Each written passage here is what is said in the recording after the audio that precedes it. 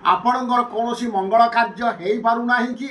ଯଦି ମଙ୍ଗଳ କାର୍ଯ୍ୟ ହେଇପାରୁନାହିଁ, ପୂର୍ଣ୍ଣିମା ତିଥି ଯୁକ୍ତ ବ୍ରାହ୍ମ୍ୟ ମୁହୂର୍ତ୍ତରେ ଗୋଟିଏ ସରଳ ପ୍ରତିକାର କରନ୍ତୁ। ଆପଣଙ୍କ ଠାକୁର ଘରେ ହଳଦିଆ କପଡ଼ା ଖଣ୍ଡେ ପକାନ୍ତୁ।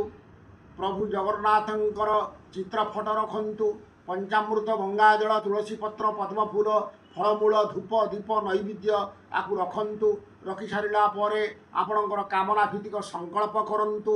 କରିସାରି ମହାପ୍ରଭୁ ଜଗନ୍ନାଥଙ୍କର ଷୋଡ଼ଶୋପଚାର ପୂଜା କରନ୍ତୁ। ପୂଜା କରିସାରିଲା ପରେ ଗୋଟିଏ ମନ୍ତ୍ର ମୁଁ ଡାକୁଛି, ଏହି ମନ୍ତ୍ରକୁ 108 ଥର ଜପ କରନ୍ତୁ। ଓಂ କ୍ଲିଂ କୃଷ୍ଣାୟ ଗୋବିନ୍ଦାୟ ଗୋପୀଜନ ବଲ୍ଲଭାୟ ସ୍ୱାହା। ଏହି ମନ୍ତ୍ରକୁ 108 ଥର ଜପ କରନ୍ତୁ। ଜପ କରିସାରିଲା ପରେ କର୍ପୂର ଆରତି କରନ୍ତୁ।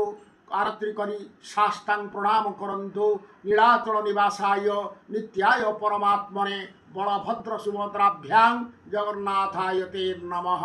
ପ୍ରଣାମ କରନ୍ତୁ। ଦେଖିବେ ଏହି ମନ୍ତ୍ର ଜପ ପ୍ରଭାବରେ ଆପଣଙ୍କର ଘରେ ସମସ୍ତ ମଙ୍ଗଳ କାର୍ଯ୍ୟ ହେବ।